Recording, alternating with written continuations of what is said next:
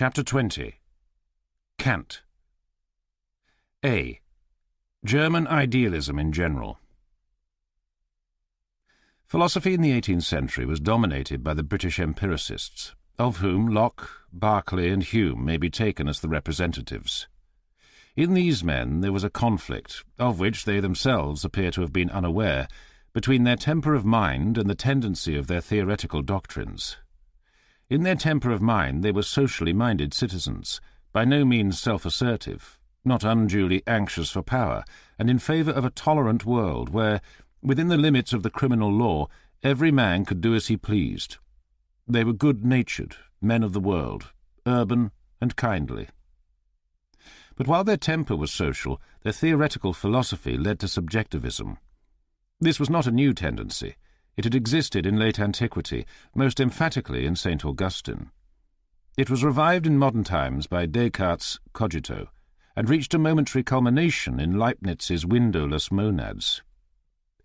Leibniz believed that everything in his experience would be unchanged if the rest of the world were annihilated. Nevertheless, he devoted himself to the reunion of the Catholic and Protestant churches. A similar inconsistency appears in Locke, Berkeley, and Hume. In Locke, the inconsistency is still in the theory.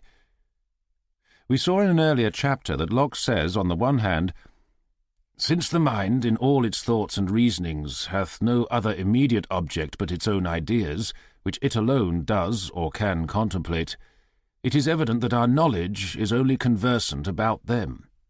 And, "Knowledge is the perception of the agreement or disagreement of two ideas."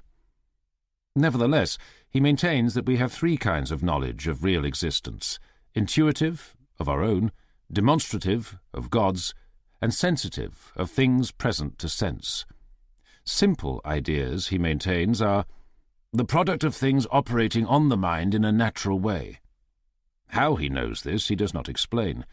It certainly goes beyond the agreement or disagreement of two ideas. Berkeley took an important step towards ending this inconsistency. For him there are only minds and their ideas. The physical external world is abolished. But he still failed to grasp all the consequences of the epistemological principles that he took over from Locke. If he had been completely consistent, he would have denied knowledge of God and of all minds except his own. From such denial he was held back by his feelings as a clergyman and as a social being. Hume shrank from nothing in pursuit of theoretical consistency, but felt no impulse to make his practice conform to his theory. Hume denied the self and threw doubt on induction and causation. He accepted Berkeley's abolition of matter, but not the substitute that Berkeley offered in the form of God's ideas.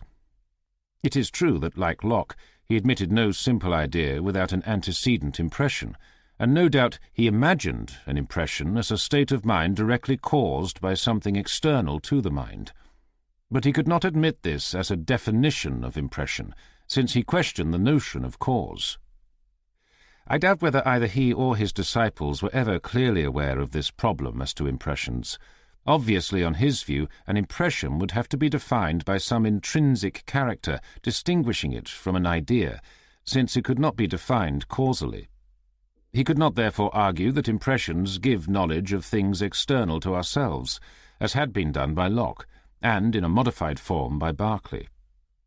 He should, therefore, have believed himself shut up in a solipsistic world, and ignorant of everything except his own mental states and their relations. Hume, by his consistency, showed that empiricism, carried to its logical conclusion, led to results which few human beings could bring themselves to accept, and abolished, over the whole field of science, the distinction between rational belief and credulity. Locke had foreseen this danger. He puts into the mouth of a supposed critic the argument, "If knowledge consists in agreement of ideas, the enthusiast and the sober man are on a level." Locke, living at a time when men had grown tired of enthusiasm, found no difficulty in persuading men of the validity of his reply to this criticism. Rousseau, coming at a moment when people were, in turn, getting tired of reason, revived enthusiasm, and, accepting the bankruptcy of reason, allowed the heart to decide questions which the head left doubtful. From 1750 to 1794, the heart spoke louder and louder. At last, Thermidor put an end for a time to its ferocious pronouncements, so far at least as France was concerned. Under Napoleon, heart and head were alike silenced. In Germany, the reaction against Hume's agnosticism took a form far more profound and subtle than that which Rousseau had given to it. Kant, Fichte, and Hegel developed a new kind of philosophy, intended to safeguard both knowledge and virtue from the subversive doctrines of the late 18th century. In Kant, and still more in Fichte, the subjectivist tendency that begins with Descartes was carried to new extremes. In this respect, there was at first no reaction against Hume. As regards subjectivism, the reaction began with Hegel, who sought, through his logic, to establish a new way of escape from the individual into the world. The whole of German idealism has affinities with the Romantic movement. These are obvious in Fichte, and still more so in Schelling. They are least so in Hegel. Kant, the founder of German idealism, is not himself politically important, though he wrote some interesting essays on political subjects. Fichte and Hegel, on the other hand, both set forth political doctrines which had, and still have, a profound influence upon the course of history. Neither can be understood without a previous study of Kant, whom we shall consider in this chapter. There are certain common characteristics of the German idealists which can be mentioned before embarking upon detail. The critique of knowledge, as a means of reaching philosophical conclusions, is emphasized by Kant and accepted by his followers. There is an emphasis upon mind as opposed to matter, which leads in the end to the assertion that only mind exists. There is a vehement rejection of utilitarian ethics in favor of systems which are held to be demonstrated by abstract philosophical arguments. There is a scholastic tone which is absent in the earlier French and English philosophers. Kant, Fichte, and Hegel were university professors, addressing learned audiences, not gentlemen of leisure addressing amateurs. Although their effects were in part revolutionary, they themselves were not intentionally subversive. Fichte and Hegel were very definitely concerned in the defense of the state. The lives of all of them were exemplary and academic. Their views on moral questions were strictly orthodox. They made innovations in theology, but they did so in the interests of religion. With these preliminary remarks, let us turn to the study of Kant. B. Outline of Kant's philosophy. Immanuel Kant, 1724 to 1804, is generally considered the greatest of modern philosophers. I cannot myself agree with this estimate, but it would be foolish not to recognize his great importance. Throughout his whole life, Kant lived in or near Königsberg in East Prussia. His outer life was academic and wholly uneventful, although he lived through the 7 Years' War, during part of which the Russians occupied East Prussia, the French Revolution, and the early part of Napoleon's career. He was educated in the Wolffian version of Leibniz's philosophy, but was led to abandon it by two influences, Rousseau and Hume. Hume, by his criticism of the concept of causality, awakened him from his dogmatic slumbers. So at least he says, but the awakening was only temporary, and he soon invented a soporific which enabled him to sleep again. Hume, for Kant, was an adversary to be refuted, but the influence of Rousseau was more profound. Kant was a man of such regular habits that people used to set their watches by him as he passed their doors on his Constitutional. But on one occasion his timetable was disrupted for several days. This was when he was reading Emile. He said that he had had to read Rousseau's books several times because, at a first reading, the beauty of the style prevented him from noticing the matter. Although he had been brought up as a pietist, he was a liberal both in politics and in theology. He sympathized with the French Revolution until the Reign of Terror, and was a believer in democracy. His philosophy, as we shall see, allowed an appeal to the heart against the cold dictates of theoretical reason, which might, with a little exaggeration, be regarded as a pedantic version of the Savoyard vicar. His principle that every man is to be regarded as an end in himself is a form of the doctrine of the rights of man, and his love of freedom is shown in his saying, about children as well as adults, that there can be nothing more dreadful than that the actions of a man should be subject to the will of another. Kant's early works are more concerned with science than with philosophy. After the earthquake of Lisbon, he wrote on the theory of earthquakes. He wrote a treatise on wind, and a short essay on the question whether the west wind in Europe is moist because it has crossed the Atlantic Ocean. Physical geography was a subject in which he took great interest. The most important of his scientific writings is his General Natural History and Theory of the Heavens, 1755, which anticipates Laplace's nebula hypothesis and sets forth a possible origin of the solar system. Parts of this work have a remarkable Miltonic sublimity. It has the merit of inventing what proved a fruitful hypothesis, but it does not, as Laplace did, advance serious arguments in its favour. In parts it is purely fanciful. For instance, in the doctrine that all planets are inhabited, and that the most distant planets have the best inhabitants, a view to be praised for its terrestrial modesty, but not supported by any scientific grounds. At a time when he was more troubled by the arguments of sceptics than he was earlier or later, he wrote a curious work called Dreams of a Ghost-Seer, illustrated by the Dreams of Metaphysics, 1766. The ghost-seer is Swedenborg, whose mystical system had been presented to the world in an enormous work, of which 4 copies were sold, 3 to unknown purchasers and 1 to Kant. Kant, half seriously and half in jest, suggests that Swedenborg's system, which he calls fantastic, is perhaps no more so than orthodox metaphysics. He is not, however, wholly contemptuous of Swedenborg. His mystical side, which existed, though it did not much appear in his writings, admired Swedenborg, whom he calls very sublime. Like everybody else at that time, he wrote a treatise on the sublime and the beautiful. Night is sublime. Day is beautiful. The sea is sublime. The land is beautiful. Man is sublime. Woman is beautiful. And so on.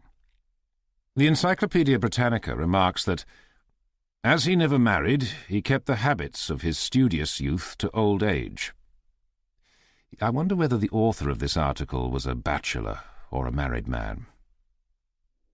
Kant's most important book is The Critique of Pure Reason, first edition 1781, second edition 1787.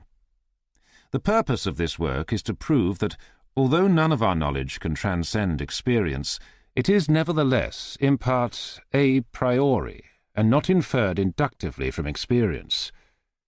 The part of our knowledge which is a priori embraces, according to him, not only logic, but much that cannot be included in logic or deduced from it.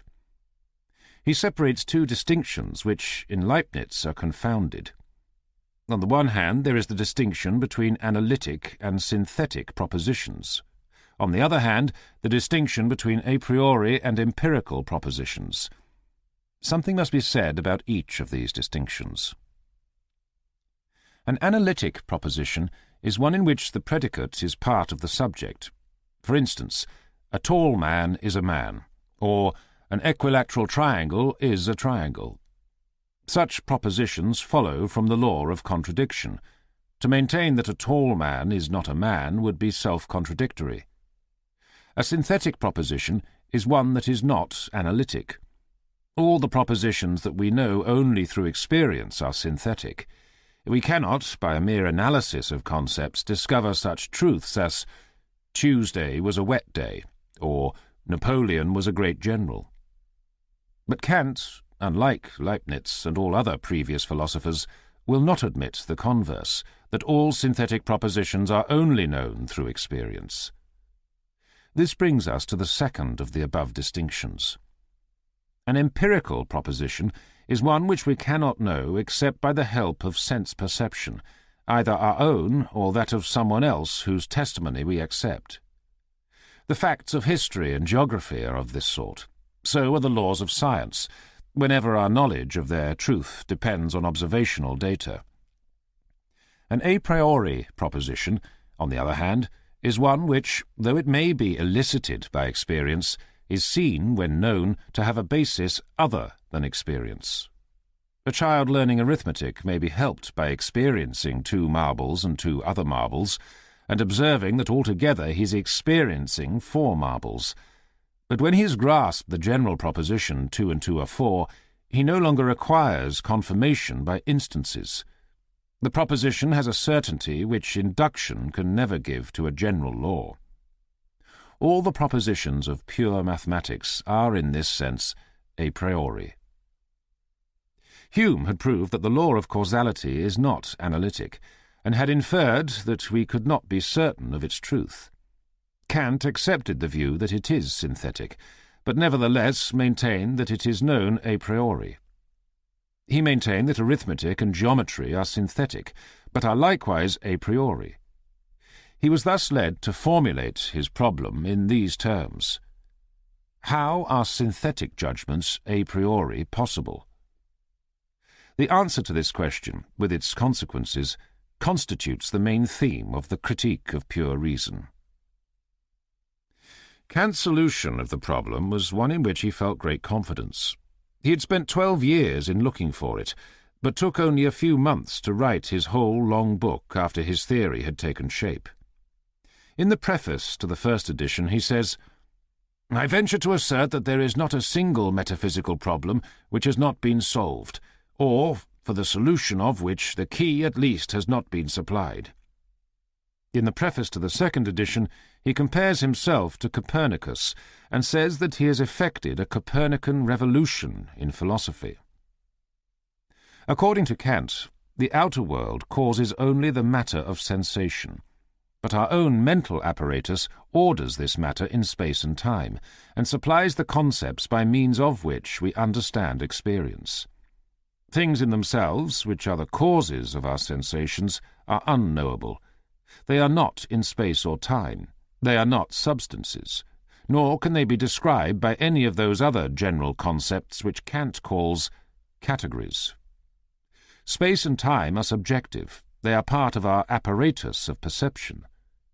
But just because of this, we can be sure that whatever we experience will exhibit the characteristics dealt with by geometry and the science of time. If you always wore blue spectacles, you could be sure of seeing everything blue. This is not Kant's illustration. Similarly, since you always wear spatial spectacles in your mind, you are sure of always seeing everything in space. Thus, geometry is a priori in the sense that it must be true of everything experienced, but we have no reason to suppose that anything analogous is true of things in themselves which we do not experience. Space and time, Kant says, are not concepts. They are forms of intuition.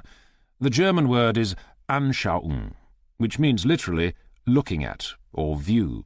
The word intuition, though the accepted translation, is not altogether a satisfactory one. There are also, however, a priori concepts.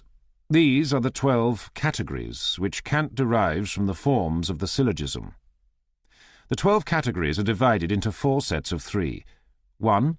Of quantity, unity, plurality, totality. 2. Of quality, reality, negation, limitation. 3. Of relation, substance and accident, cause and effect, reciprocity. 4. Of modality, possibility, existence, necessity. These are subjective in the same sense in which space and time are. That is to say, our mental constitution is such that they are applicable to whatever we experience, but there is no reason to suppose them applicable to things in themselves. As regards cause, however, there is an inconsistency, for things in themselves are regarded by Kant as causes of sensations, and free volitions are held by him to be causes of occurrences in space and time. This inconsistency is not an accidental oversight. It is an essential part of his system. A large part of the critique of pure reason is occupied in showing the fallacies that arise from applying space and time, or the categories, to things that are not experienced. When this is done, so Kant maintains, we find ourselves troubled by antimonies. That is to say, by mutually contradictory propositions, each of which can apparently be proved. Kant gives 4 such antinomies, each consisting of thesis and antithesis. In the first, the thesis says, "The world has a beginning in time and is also limited as regards space."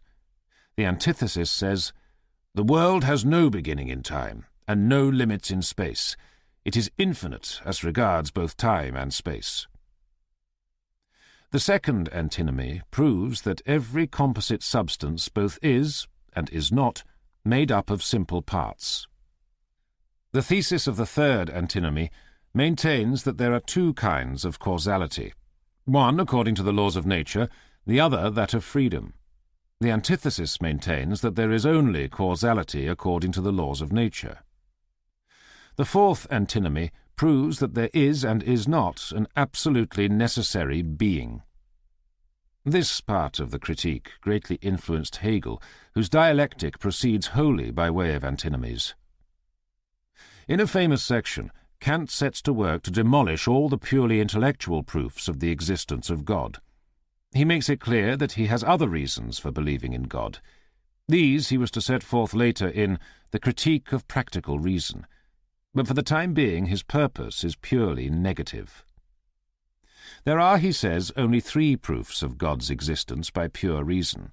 These are the ontological proof, the cosmological proof, and the physico-theological proof. The ontological proof, as he sets it forth, defines God as the ens realissimum, the most real being, i.e., the subject of all predicates that belong to being absolutely.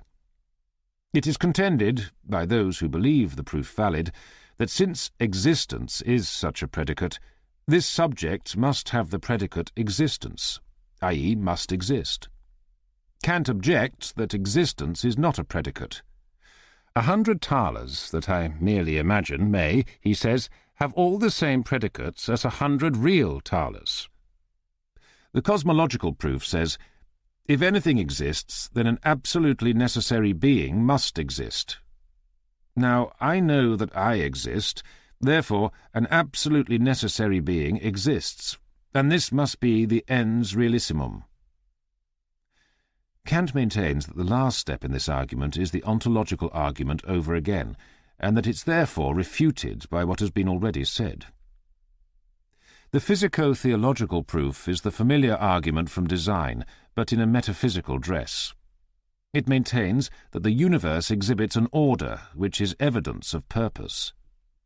This argument is treated by Kant with respect, but he points out that at best it proves only an architect, not a creator, and therefore cannot give an adequate conception of God.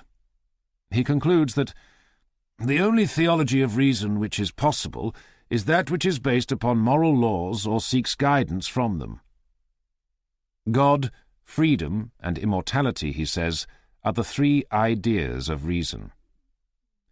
But although pure reason leads us to form these ideas, it cannot itself prove their reality. The importance of these ideas is practical, i.e., connected with morals. The purely intellectual use of reason leads to fallacies. Its only right use is directed to moral ends.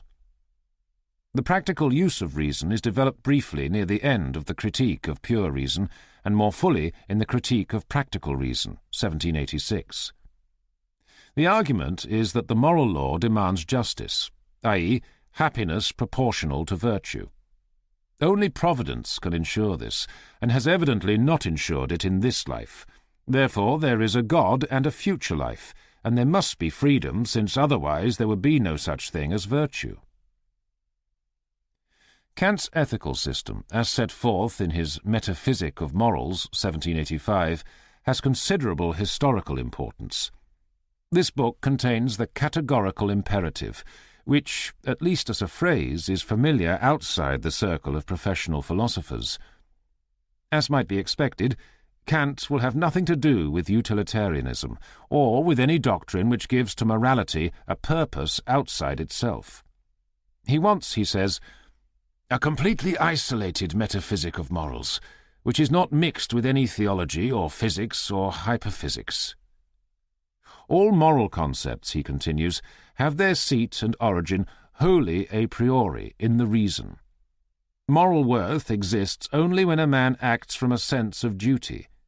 It is not enough that the act should be such as duty might have prescribed. The tradesman who is honest from self-interest, or the man who is kind from benevolent impulse, is not virtuous.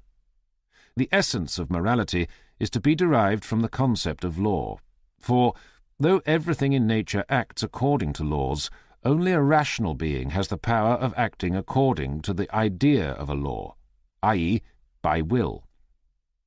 The idea of an objective principle, insofar as it is compelling to the will, is called a command of the reason, and the formula of the command is called an imperative. There are two sorts of imperative: the hypothetical imperative, which says, "You must do so-and-so if you wish to achieve such and such an end," and the categorical imperative, which says that a certain kind of action is objectively necessary, without regard to any end. The categorical imperative is synthetic and a priori. Its character is deduced by Kant from the concept of law. If I think of a categorical imperative, I know at once what it contains.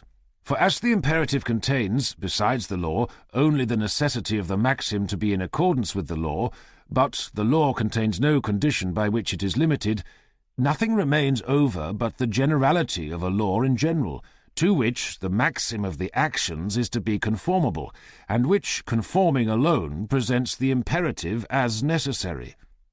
Therefore, the categorical imperative is a single one, and, in fact, this: act only according to a maxim by which you can at the same time will that it shall become a general law. Or, act as if the maxim of your action were to become, through your will, a general natural law. Kant gives an illustration of the working of the categorical imperative that it is wrong to borrow money, because if we all tried to do so, there would be no money left to borrow. One can, in like manner, show that theft and murder are condemned by the categorical imperative. But there are some acts which Kant would certainly think wrong, but which cannot be shown to be wrong by his principles. For instance, suicide. It would be quite possible for a melancholic to wish that everybody should commit suicide. His maxim seems, in fact, to give a necessary but not a sufficient criterion of virtue. To get a sufficient criterion, we should have to abandon Kant's purely formal point of view and take some account of the effects of actions. Kant, however, states emphatically that virtue does not depend upon the intended result of an action, but only on the principle of which it is itself a result. And, if this is conceded, nothing more concrete than his maxim is possible. Kant maintains, although his principle does not seem to entail this consequence, that we ought so to act as to treat every man as an end in himself. This may be regarded as an abstract form of the doctrine of the rights of man, and it is open to the same objections. If taken seriously, it would make it impossible to reach a decision whenever two people's interests conflict. The difficulties are particularly obvious in political philosophy, which requires some principle such as preference for the majority, by which the interests of some can, when necessary, be sacrificed to those of others. If there is to be any ethic of government, the end of government must be one, and the only single end compatible with justice is the good of the community. It is possible, however, to interpret Kant's principle as meaning not that each man is an absolute end, but that all men should count equally in determining actions by which many are affected. So interpreted, the principle may be regarded as giving an ethical basis for democracy. In this interpretation, it is not open to the above objection. Kant's vigour and freshness of mind in old age are shown by his treatise on Perpetual Peace, 1795. In this work, he advocates a federation of free states, bound together by a covenant forbidding war. Reason, he says, utterly condemns war, which only an international government can prevent. The civil constitution of the component states should, he says, be republican, but he defines this word as meaning that the executive and the legislative are separated. He does not mean that there should be no king. In fact, he says that it is easiest to get a perfect government under a monarchy. Writing under the impact of the Reign of Terror, he is suspicious of democracy. He says that it is of necessity despotism, since it establishes an executive power. The whole people, so-called, who carry their measures are really not all, but only a majority, so that here the universal will is in contradiction with itself, and with the principle of freedom. The phrasing shows the influence of Rousseau, but the important idea of a world federation as the way to secure peace is not derived from Rousseau. Since 1933, this treatise has caused Kant to fall into disfavour in his own country. C. Kant's theory of space and time. The most important part of the critique of pure reason is the doctrine of space and time. In this section I propose to make a critical examination of this doctrine. To explain Kant's theory of space and time clearly is not easy, because the theory itself is not clear. It is set forth both in the Critique of Pure Reason and in the Prolegomena. The latter exposition is the easier, but is less full than that in the Critique. I will try first to expound the theory, making it as plausible as I can. Only after exposition will I attempt criticism. Kant holds that the immediate objects of perception are due partly to external things and partly to our own perceptive apparatus. Locke had accustomed the world to the idea that the secondary qualities, colours, sounds, smells, etc., are subjective and do not belong to the object as it is in itself. Kant, like Berkeley and Hume, though in not quite the same way, goes further and makes the primary qualities also subjective. Kant does not at most times question that our sensations have causes, which he calls things in themselves, or noumena. What appears to us in perception, which he calls a phenomenon, consists of two parts, that due to the object, which he calls the sensation, and that due to our subjective apparatus, which he says causes the manifold to be ordered in certain relations. This latter part he calls the form of the phenomenon. This part is not itself sensation, and therefore not dependent upon the accident of environment. It is always the same, since we carry it about with us, and it is a priori in the sense that it is not dependent upon experience. A pure form of sensibility is called a pure intuition, Anschauung. There are two such forms, namely space and time, one for the outer sense, one for the inner. To prove that space and time are a priori forms, Kant has two classes of arguments, one metaphysical, the other epistemological, or, as he calls it, transcendental. The former class of arguments are taken directly from the nature of space and time, the latter indirectly from the possibility of pure mathematics. The arguments about space are given more fully than those about time, because it is thought that the latter are essentially the same as the former. As regards space, the metaphysical arguments are four in number. 1. Space is not an empirical concept, abstracted from outer experiences, for space is presupposed in referring sensations to something external, and external experience is only possible through the presentation of space. 2.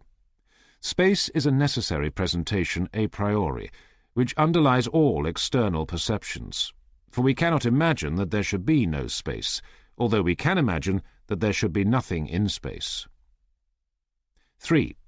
Space is not a discursive or general concept of the relations of things in general, for there is only one space, of which what we call spaces are parts, not instances.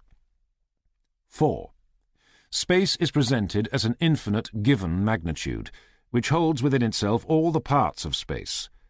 This relation is different from that of a concept to its instances, and therefore space is not a concept, but an Anschauung.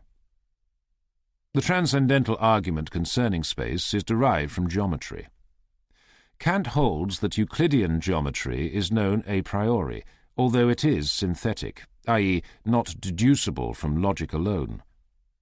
Geometrical proofs, he considers, depend upon the figures. We can see, for instance, that given two intersecting straight lines at right angles to each other, only one straight line at right angles to both can be drawn through their point of intersection.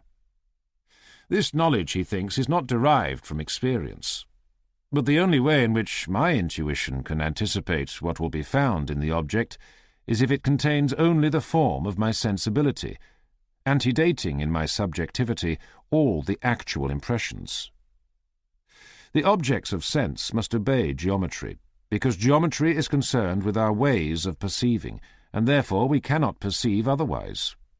This explains why geometry, though synthetic, is a priori and apodeictic.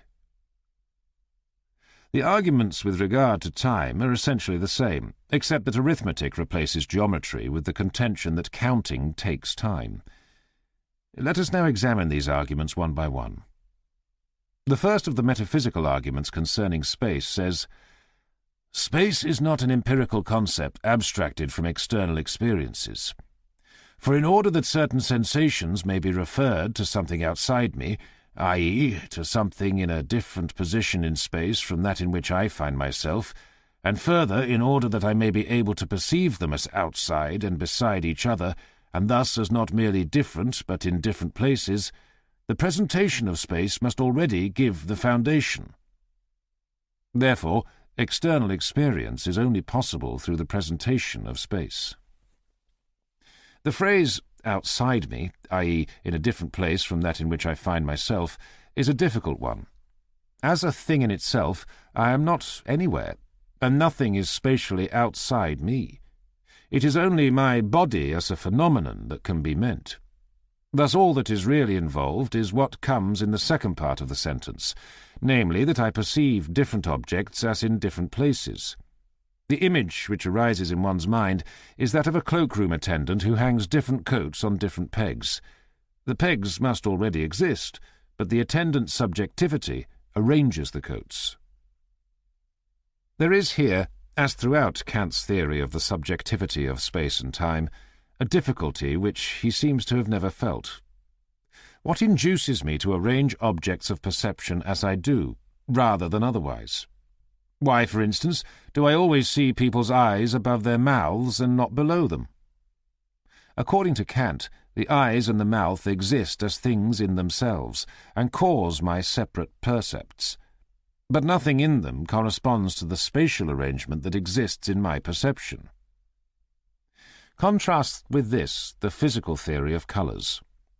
We do not suppose that in matter there are colours in the sense in which our percepts have colours, but we do think that different colours correspond to different wavelengths. Since waves, however, involve space and time, there cannot, for Kant, be waves in the causes of our percepts.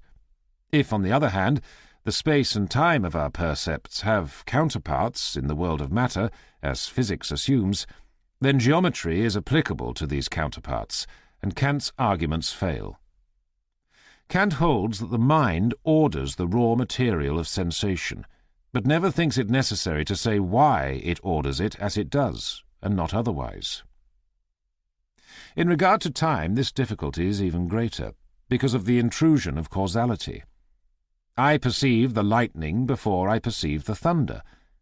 A thing in itself, A, caused my perception of lightning, and another thing in itself, B, caused my perception of thunder. But A was not earlier than B, since time exists only in the relations of percepts. Why then do the two timeless things A and B produce effects at different times? This must be wholly arbitrary if Kant is right, and there must be no relation between A and B corresponding to the fact that the percept caused by A is earlier than that caused by B.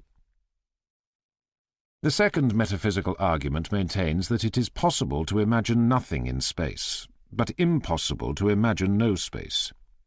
It seems to me that no serious argument can be based upon what we can or cannot imagine, but I should emphatically deny that we can imagine space with nothing in it. You can imagine looking at the sky on a dark, cloudy night, but then you yourself are in space, and you imagine the clouds that you cannot see. Kant's space is absolute, like Newton's, and not merely a system of relations. But I do not see how absolute empty space can be imagined. The third metaphysical argument says, space is not a discursive or, as is said, general concept of the relations of things in general, but a pure intuition. For in the first place we can only imagine one single space, and if we speak of spaces, we mean only parts of one and the same unique space, and these parts cannot precede the whole as its parts, but can only be thought as in it. It, space, is essentially unique. The manifold in it rests solely on limitations. From this it is concluded that space is an a priori intuition. The gist of this argument is the denial of plurality in space itself. What we call spaces are neither instances of a general concept, a space, nor parts of an aggregate. I do not know quite what, according to Kant, their logical status is, but in any case they are logically subsequent to space. To those who take, as practically all moderns do, a relational view of space, this argument becomes incapable of being stated, since neither space nor spaces can survive as a substantive. The fourth metaphysical argument is chiefly concerned to prove that space is an intuition, not a concept. Its premise is, space is imagined as an infinite given magnitude. This is the view of a person living in a flat country, like that of Königsberg. I do not see how an inhabitant of an alpine valley could adopt it. It's difficult to see how anything infinite can be given. I should have thought it obvious that the part of space that is given is that which is peopled by objects of perception, and that, for other parts, we have only a feeling of possibility of motion. And if so vulgar an argument may be intruded, modern astronomers maintain that space is in fact not infinite, but goes round and round, like the surface of the globe. The transcendental or epistemological argument, which is best stated in the Prolegomena, is more definite than the metaphysical arguments, and is also more definitely refutable. Geometry, as we now know, is a name covering two different studies. On the one hand, there is pure geometry, which deduces consequences from axioms, without inquiring whether the axioms are true. This contains nothing that does not follow from logic, and is not synthetic, and has no need of figures such as are used in geometrical textbooks. On the other hand, there is geometry as a branch of physics, as it appears, for example, in the general theory of relativity. This is an empirical science, in which the axioms are inferred from measurements, and are found to differ from Euclid's. Thus, of the two kinds of geometry, one is a priori, but not synthetic, while the other is synthetic, but not a priori. This disposes of the transcendental argument. Let us now try to consider the questions raised by Kant as regards space in a more general way.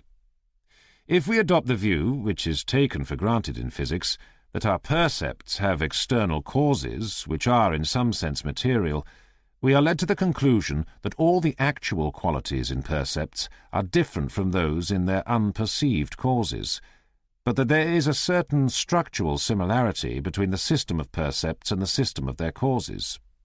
There is, for example, a correlation between colours, as perceived, and wavelengths, as inferred by physicists. Similarly, there must be a correlation between space as an ingredient in percepts and space as an ingredient in the system of unperceived causes of percepts. All this rests upon the maxim, same cause, same effect, with its obverse, different effects, different causes. Thus, e.g., when a visual percept A appears to the left of a visual percept B, we shall suppose that there is some corresponding relation between the cause of A and the cause of B. We have on this view two spaces, one subjective and one objective, one known in experience and the other merely inferred. But there is no difference in this respect between space and other aspects of perception, such as colours and sounds. All alike in their subjective forms are known empirically. All alike in their objective forms are inferred by means of a maxim as to causation. There is no reason whatever for regarding our knowledge of space as in any way different from our knowledge of colour and sound and smell. With regard to time, the matter is different, since, if we adhere to the belief in unperceived causes of percepts, the objective time must be identical with the subjective time. If not, we get into the difficulties already considered in connection with lightning and thunder. Or take such a case as the following. You hear a man speak. You answer him, and he hears you. His speaking and his hearing of your reply are both, so far as you are concerned, in the unperceived world. And in that world the former precedes the latter. Moreover, his speaking precedes your hearing in the objective world of physics. Your hearing precedes your reply in the subjective world of percepts. And your reply precedes his hearing in the objective world of physics. It is clear that the relation precedes must be the same in all these propositions. While, therefore, there is an important sense in which perceptual space is subjective, there is no sense in which perceptual time is subjective. The above arguments assume, as Kant does, that percepts are caused by things in themselves, or, as we should say, by events in the world of physics. This assumption, however, is by no means logically necessary. If it is abandoned, percepts cease to be in any important sense subjective, since there is nothing with which to contrast them. The thing in itself was an awkward element in Kant's philosophy, and was abandoned by his immediate successors, who accordingly fell into something very like solipsism. Kant's inconsistencies were such as to make it inevitable that philosophers who were influenced by him should develop rapidly either in the empirical or in the absolutist direction. It was, in fact, in the latter direction that German philosophy moved until after the death of Hegel. Kant's immediate successor, Fichte, 1762–1814, abandoned things in themselves and carried subjectivism to a point which seems almost to involve a kind of insanity. He holds that the ego is the only ultimate reality, and that it exists because it posits itself. The non-ego, which has a subordinate reality, also exists only because the ego posits it. Fichte is not important as a pure philosopher, but as the theoretical founder of German nationalism, by his Addresses to the German Nation, 1807–1808, which were intended to rouse the Germans to resistance to Napoleon after the Battle of Jena. The ego, as a metaphysical concept, easily became confused with the empirical Fichte. Since the ego was German, it followed that the Germans were superior to all other nations.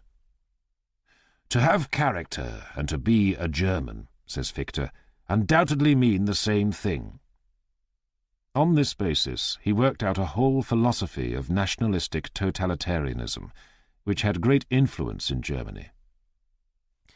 His immediate successor, Schelling, 1775–1854, was more amiable but not less subjective. He was closely associated with the German Romantics. Philosophically, though famous in his day, he is not important. The important development from Kant's philosophy was that of Hegel.